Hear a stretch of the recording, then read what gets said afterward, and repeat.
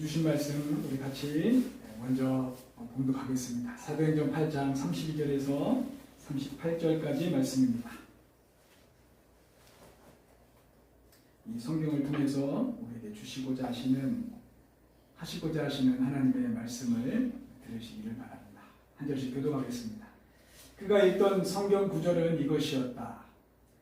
양이 도살장으로 끌려가는 것과 같이 새끼 양이 털 깎는 사람 앞에서 잠잠한 것과 같이 그는 입을 열지 않았다. 그는 굴욕을 당하면서 공평한 재판을 박탈당하였다. 그의 생명이 땅에서 빼앗겼으니 누가 그의 세대를 이야기하랴. 내시가 빌립에게 말하였다. 예언자가 여기서 말한 것은 누구를 두고 한 말입니까? 자기를 두고 한 말입니까? 아니면 다른 사람을 두고 한 말입니까? 빌립은 입을 열어서 이 성경 말씀에서부터 시작하여 예수에 관한 기쁜 소식을 전하였다. 그들이 길을 가다가 물이 있는 곳에 이르니 내시가 말하였다. 보십시오, 여기에 물이 있습니다. 내가 세례를 받는 데에 무슨 거리낌이 되는 것이라도 있습니까? 빌립은 마차를 세우게 하고 예수와 함께 물로 내려가서 그에게 세례를 주었다. 아멘. 아멘. 아멘. 말씀의 제목은 약속과 성취 사이에서 이렇게 제목을 세웠습니다. 약속과 성취. 성경이 우리에게 진리를 가르쳐 주시고 전하시는 데 있어서 가장 중요한 방식이 무엇이냐면은 먼저 예언을 하시고 그것을 성취하는 방식으로 우리에게 진리를 가르쳐 주십니다. 예언하시고 성취하시고 약속하시고 성취하시고 그걸 성경은 보여주시는 거죠. 그래서 우리의 미래를 한번 보십시오. 우리 미래는 되게 캄캄하잖아요. 아무것도 모르고 어찌 될지 모르잖아요. 이 한국이 어찌 될지, 이 세계가 어찌 될지, 나는 어찌 될지 앞이 캄캄하지 않습니까? 그런데 하나님께서는 적어도 우리 인간이 꼭 알아야만 하는 중요한 부분, 굵직한 부분에 대해서는 마치 이 앞을 바라보면 어둡지만 그 어둠 속에서 번쩍하고 빛이 탁 비치는 것처럼 그것을 볼 수 있도록, 그것을 알 수 있도록 뭔가를 보여주신다는 거예요. 이게 성경입니다. 성경 속에는 그래서 사람이 꼭 알아야 하는 일들을 예언으로 먼저 알게 하셔요. 인간이 아무것도 모르고 살면 얼마나 답답하고 불안하고 그러겠어요. 하나님이 알아야 되는 것들을 보여주십니다. 그리고 이미 그 보여주신 것 중에서 이미 때가 되어서 이루어진 것들이 성경에 기록되어 있고 혹은 아직 예언을 하셨지만 이루어지진 않은 일들이 또 그렇게 기록되어 있습니다. 성경에 이 기한이 지난 예언들은 이미 다 이루어졌어요. 그리고 남아있는 예언은 크게 예수님이 다시 오셔서 이 세상을 다 심판하신다는 것. 이 예언이 남아있습니다. 예수님이 다시 오신다. 잠시 남아있고. 그리고 또 하나는 크게 예수님이 오시기 전에 이 땅에는 많은 재난이 있을 것이다. 인간과 인간들이 싸우고 또 이 자연 재해, 재난 이것이 끊이지 않을 것이고 죄가 들끓을 것이고 그럼에도 하나님을 찾지 않는 자들이 주류에 서서 이 세상 나라를 다스리는 그런 세상을 살아갈 것이다. 그럼에도 하나님을 찾지 않는다. 이것을 성경에서는 예언을 하고 계셔요. 이것도 언젠간 이루시겠죠. 이런 인류 역사가 상당히 이렇게 우리 인간의 역사를 한번 쭉 보십시오. 상당히 긴 것 같지만은 사실은 통역사예요. 어디서 끊긴 것이 아닙니다. 하나님 안에서 이 세상을 끌고 가시는 그런 하나님의 손길, 하나님의 역사 이것을 기록한 것이 성경이에요. 그래서 어디 끊기지 않았다는 것. 이 지구의 역사도 영원이라는 그런 한 시점에서, 영원이라는 이 선상에서 어느 한 시점에 딱 시작이 된 거예요. 시작이 돼서 지금까지 이렇게 쭉 이어져 오고 있는 것이고, 우리 각 개인도 마찬가지입니다. 이 땅에 수많은 사람들이 살았지만은 어느 한 시점에 그 인생이 시작되어서 영원으로 가는 거예요. 우리가 그런 존재들입니다. 그래서 이 통역사 속에서 하나님은 우리에게 뭔가를 또 보여주시는 것, 그런 굵직한 예언들을 또 약속들을 해가시면서 이 세상을 끌어가십니다.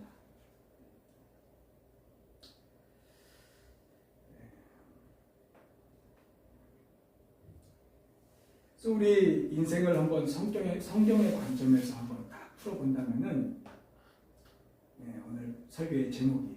우리의 인생은 약속과 성취 사이에서 우리가 살아가는 존재들이구나. 그것을 우리가 성경을 통해서 깨달아가는 거예요. 그것이 없으면은 모든 사람은 어둠 속에서 사는 거예요. 어디로 가는지도 몰라요. 무엇을 향해서 살아가는지도 몰라요. 뭐가 값진 것인지도 몰라요.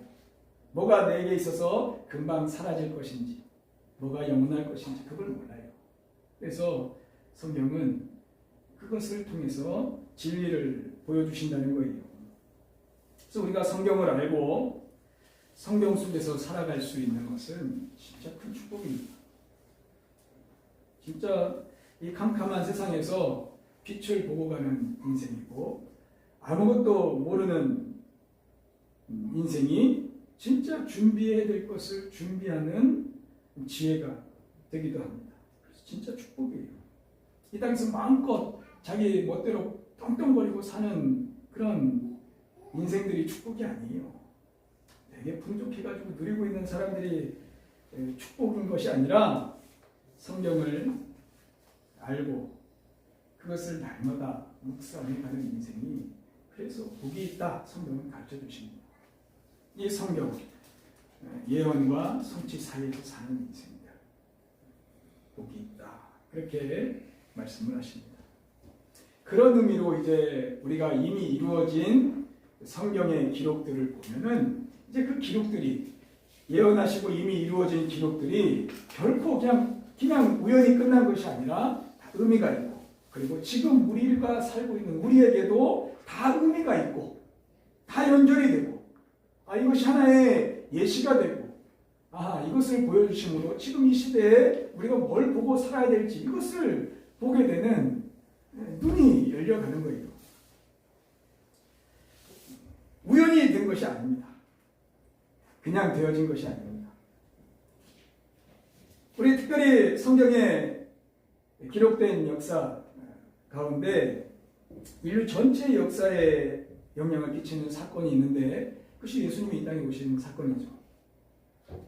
그것은 사실 예수님이 오시기 전 수천 년 전부터 예언된 이야기입니다. 예언된 말씀이고, 얼마나 지금 이 시대를 사는 사람들도 다 그 영향을 다 받고 있어요. 이미 각자의 모든 생일은 예수님을 기준으로 해서 다 생일이, 나는 그때 태어났어, 나는 1976년 5월 8일 생이야. 그러면은 예수님이 이 땅에 오신 이후 1976년 뒤 5월 8일에 난 태어났어. 다 그 기준으로 살아가요. 이미 예수 그리스도가 이 땅의 기준이 되셨고, 지금도 예수님을 모르는 사람도 성탄절을 지키면서, 성탄절을 보내면서 그 의미를 다 몰라도 다 기뻐해요. 어쨌든 설레야 하고 기다리고, 그 추운 겨울에 뭐가 좋다고 나가서 놀고, 또 아는 사람은 찬양하고 기뻐하고 감사하고 그런 날을 다 보냅니다. 의미가 있는 거예요. 이미 예언된 말씀, 그리고 이루어지는 사건. 그런 예수님께서 이 땅에 오셔서 십자가에서 죽으셨습니다. 우리의 죄를 위해서 죽으셨다. 인간의 구원들을 위함이라는 것을 알려주셨습니다. 그런 기록들이, 그런 사건이 있기 전에 이미 예수님에 관한 예언은 오래전부터 되었어요. 그리고 오늘 읽은 말씀도 보면은 이사야 선지자라는 사람을 통해서 예언된 말씀인데 우리 예수님에 대한 예언이 구약 성경에는 가득한데 특별히 750년 전에 예수님이 오시기 전 750년 전에 예언된 말씀입니다. 여러분 750년 이게 상상되십니까? 750년 말이 750년이지 750년 뒤의 일을 이야기한다. 이거는 사실 인간이 할 수 없는 이야기잖아요. 아무리 상상력을 발휘하고 해보십시오. 저 어렸을 때 그런 상상 영화들, 만화들 많았지만은 다 상상이잖아요. 아직 그렇게 되려면 멀었잖아요. 우주 막 날아다니면서. 근데 이 이사야라는 선지자를 통해서 750년 뒤에 오실 예수님, 그가 어떤 고난을 겪고 어떤 죽음을 당하고 그 죽음은 어떤 의미가 있는지 그것을 어떻게 그렇게 정확하게 다 예언할 수 있었을까요? 이사야뿐만이 아니거든요. 다른 예언자들도 예수님이 베들레헴에서 태어날 것이라든지 이집트로 피난을 가신 거라든지 그리고 갈릴리에서 지내실 거라든지 나귀를 타고 입성할 것이라든지 이런 세밀한 기록들을 이들이 수백 년 전에 어떻게 이렇게 이야기들을 하고 있을까요? 다 한 초점이 맞춰져 있습니다. 성경을 아는 사람은, 구약시대의 성경을 아는 사람은 이런 예수님을 오실 메시아를 다 기다렸어요. 다 같이 기다렸어요. 그리고 기다리다가 죽은 사람들.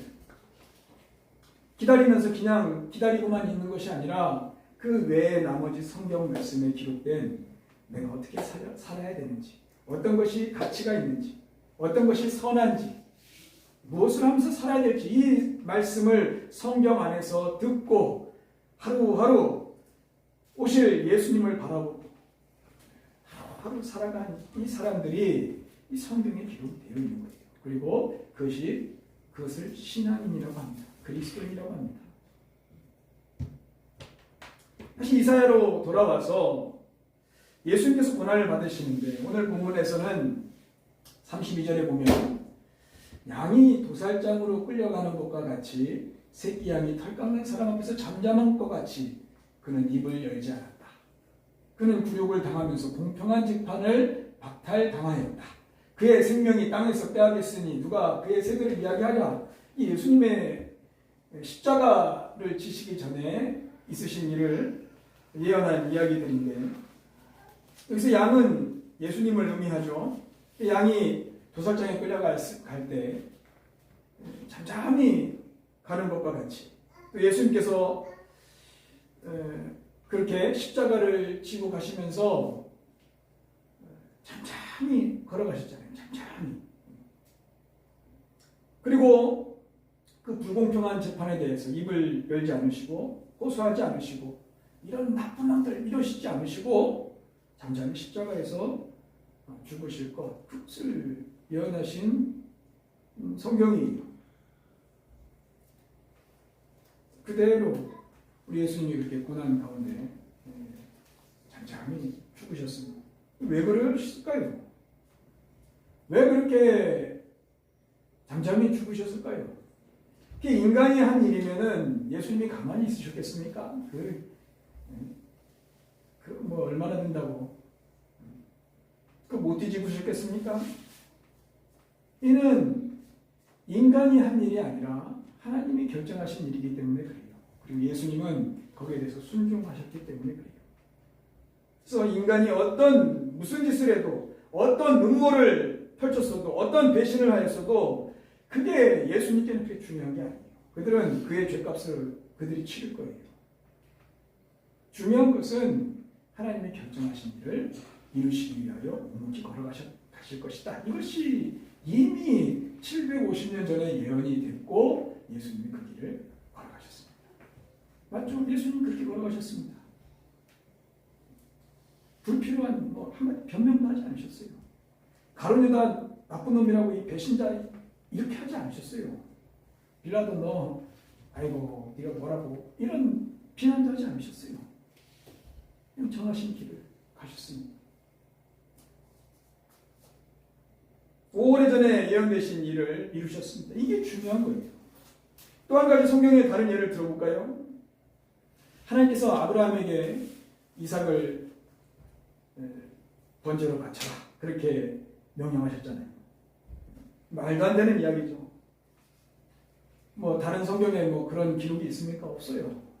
하나님 그럴 분이 아니신데 너무나도 좋으신 분이고 합리적인 분이신데 그렇게까지 말씀하셨다면 뭔가 이유가 있는 거예요. 아브라함이 믿고 있는 것은 그겁니다. 그 신뢰 속에서 자기 아들 이삭을 데리고 갑니다. 장성한 아들 이삭 데리고 모리아 산으로 갑니다. 그리고 나무를 잘라서 단을 쌓습니다. 하나님께 예배드릴 거야 하면서 갑니다. 네, 이삭이 묻잖아요. 다 다른 건 준비되어 있는데 드릴 양이 없네요 라고 했을 때 아브라함이 하나님이 다 준비하실 게다 그러시면서 계속 쌓아요. 근데 갑자기 그 아들을 막 묶습니다. 묶어서 눕힙니다. 그 이삭이 아기가 아니거든요. 가만히 있어요. 가만히 그냥 이 눕히는 대로 눕고 묶이는 대로 묶고 가만히 있어요. 이삭도 하나님을 신뢰하고 그 아버지를 신뢰합니다. 뭔가 있겠지. 이 놀라운 이야기예요. 그리고 진짜 칼을 듭니다. 칼을 들어서 내리치려는 그 찰나에 하나님이 스탑, 그만 그러시거든요. 근데 그 사건은 단순히 하나님께서 아브라함을 테스트해 보신 사건만은 아니에요. 그것은 그 아들을 이 땅에 보내셔서 우리를 위하여 죄값으로 희생하실 희생의 제물로 보낼 예수 그리스도에 대한 아버지의 그 마음, 그것을 이 아브라함을 통해서 먼저 느끼게 하신 것입니다. 그걸 보여주신 거예요. 그리고 순종하는 이삭, 순종하는 예수 그리스도, 그것을 알게 하신 사건입니다. 모리아산 하면은 성전산이라고도 하는데 이게 어디냐면은 지금 예루살렘에 예수님이 십자가에 달리신 그곳이에요. 그곳에서 번제단을 펼치게 하시고 거기서 그런 일을 행하게 하셨습니다. 예수님의 예표입니다. 이삭을 한번 보십시오. 아무리 착해도 그 노인네가 자기를 뽑아 먹는다고 가만히 있어요? 왜 이러? 그 한마디 안 하고 엄청난 사람이죠. 순종하여 아버지가 하는 대로 잠잠히 있었던 그 이삭, 예수님께서 순종하여 그 길을 이렇게 걸어간 그 십자가에 매달려 모든 물과 피를 다 쏟으시기까지 순종한 예수님의 예표입니다. 이미 그 모습을 다 보여주신 거예요. 구약 성경은 예수님을 보여주신 사건들로 가득합니다. 심지어 성막, 성전 이런 것도 다 예수님에 대한 예표들이에요. 그냥 그렇게 제작된 것들이 아니에요. 왜 그렇게 예수님께서 죽음으로, 고난으로 우리의 죄값을 대신하셔야만 했을까요? 그냥 용서한다. 괜찮아. 그래. 됐다. 알았으면 됐어. 이렇게 용서하지 않으시고 왜 그렇게까지 하셔야만 했을까요? 이는 우리 인간의 죄의 문제가 그만큼 심각하다는 거예요. 그만큼. 이 죄는 그 자신을 불행히도 만들지만은 결정적으로 그 죄에 대한 죄값은 절대로 없어지지 않는다는 거예요. 하나님은 정말 공의로운 분이시거든요. 우리 죄 지은 거 뭐 까먹을지 몰라요. 뭐 10년 전에 지은 거, 내가 그랬었나? 그런 존재들일지도 모르겠지만은 하나님은 절대 잊지 않으세요. 그리고 하나님이 다 심판하셔야 돼요. 하나님은 그런 책임이 있으신 분이에요. 그래서 그 하나님을 공의로운 하나님이다 그렇게 표현합니다. 그래서 한 사람이 받을 형벌, 여전히 그 죄가 있고 그 죄에 누가 들키지 않았어도 그 마음에 있는 수많은 더러운 생각들과 더러운 마음, 더러운 행동들, 그 모든 것에 대해서 인간은 몰라도 하나님은 다 아세요. 그것에 대해서 하나님은 심판하셔요. 근데 그것에 대한 형벌이 우리가 생각한 것 이상으로 심각하다는 거예요. 커요. 나로 인해서 상처받은 영혼들, 인생들, 그 상처의 양이 상당히 커요. 어마어마해요. 내 말 듣고 죽고 싶어하는 사람 있어요. 나의 그런 함부로 하는 행동들에 상처를 받고 고통 가운데 사는 사람이 있어요. 그 내가 했던 모든 죄들, 그리고 그 값을 내가 다 치러야 돼요. 어느 정도냐면은 하나님의 아들이신 예수 그리스도가 이 땅에 오셔서 그 형벌을 대신 짊어져야 할 만큼 심각한 수준이에요.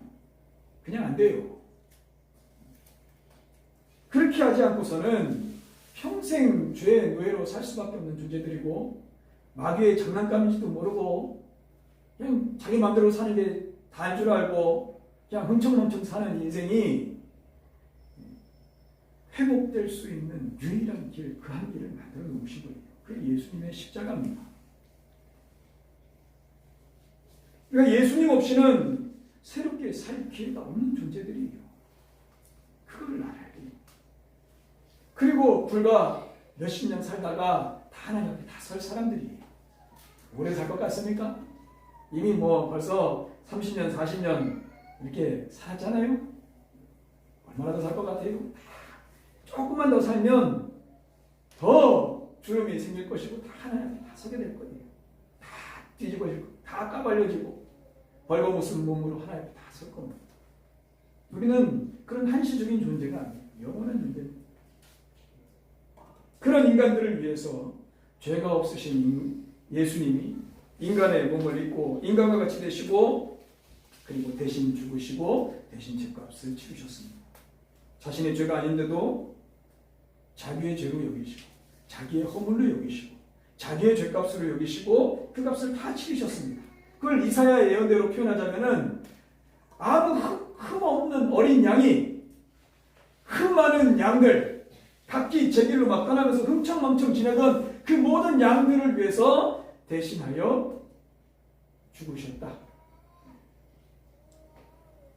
이것은 하나님이 결정하신 거예요.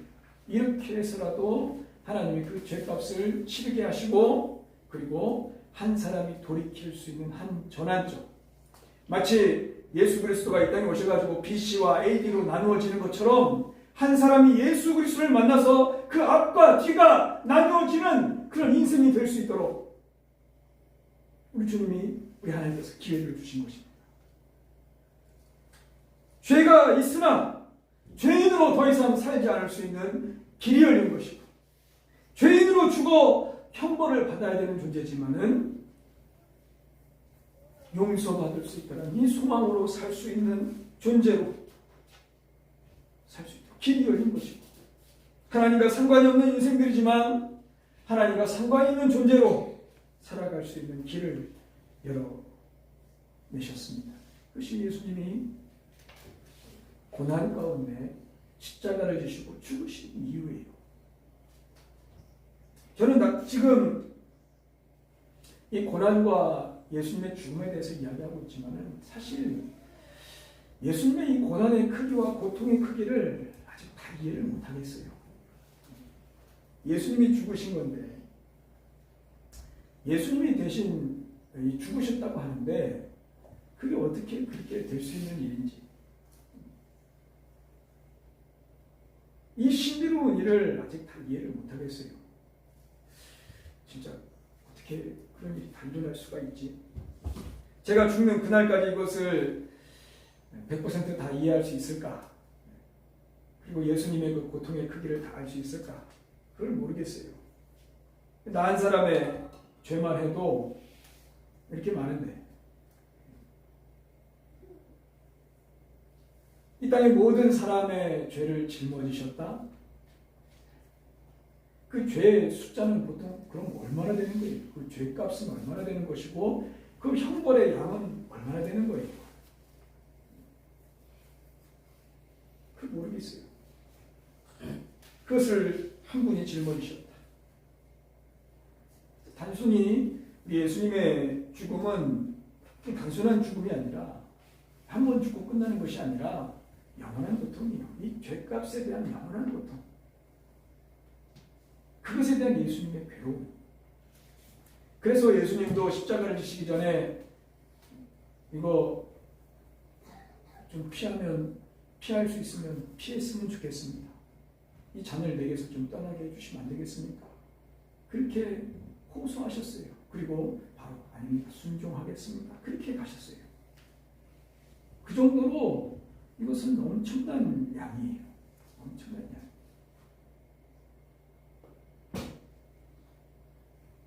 예수님의 그런 기록들을 보면은 사실 복음서에 예수님이 신나게 웃으셨다, 미소를 띠셨다 이런 이야기가 없어요.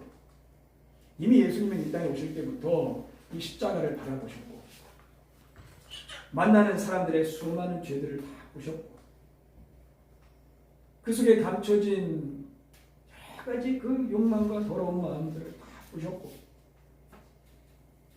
예수님이 웃으실 수 없는 그 사명의 길 그렇게 걸어가셨습니다. 물론 우리는 행복하죠. 예수님 때문에 행복이라는 것도 소망할 수가 있고 행복의 요소들을 누릴 수 있습니다. 그러나 예수님은 십자가를 바라보셨어요. 고난의 무게를 이미 어릴 때부터 아셨습니다. 그래서 성전에 12살에 딱 가셨을 때도 내 아버지 집에 있어야 할 줄을 알지 못하셨습니까? 하면서 거기서 하나님의 말씀을 함께 풀어가고 그것을 행하셨거든요. 주님이 짊어지신 것이 그것입니다. 한 장 넘겨주시죠. 우리 이사야 어제 지난주에 53장 6절을 읽었는데 53장 5절 그 앞에 있는 말씀입니다. 한번 같이 읽어볼까요? 시작. 그러나 그가 찔린 것은 우리의 허물 때문이고 그가 상처를 받은 것은 우리의 악함 때문이다. 그가 징계를 받음으로써 우리가 평화를 누리고 그가 매를 맞음으로써 우리의 병이 나았다.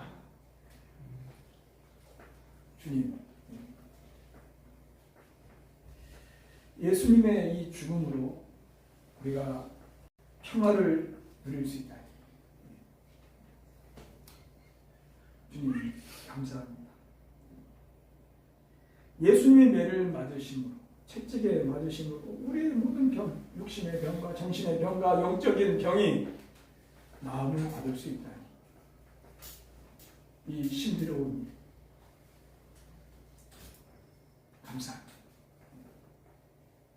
이것을 경험하고 있으신 지체들 계십니까? 그것을 찬양하십시오. 그 경험이 조금이라도 있으십니까?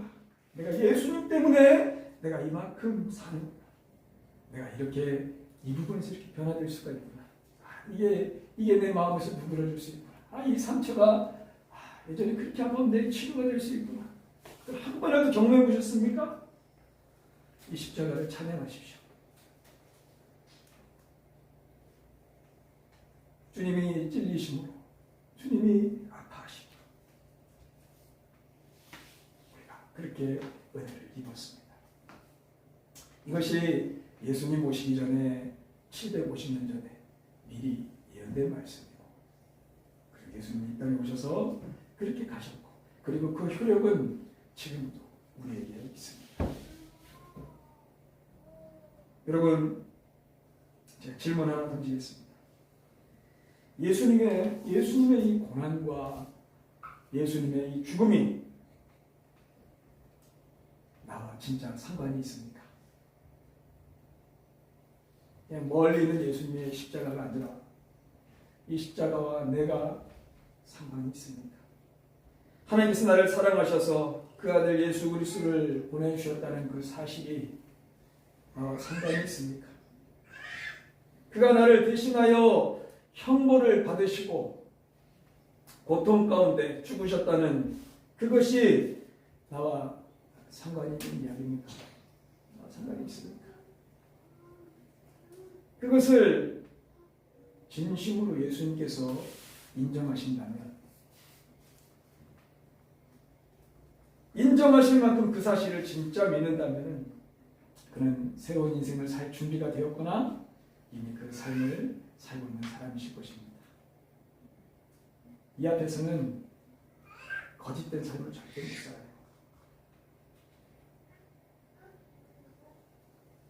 예수님께서 그 믿음을 진짜 인정하시면은 그때부터 그 사람을 진짜 이끌어 가십니다.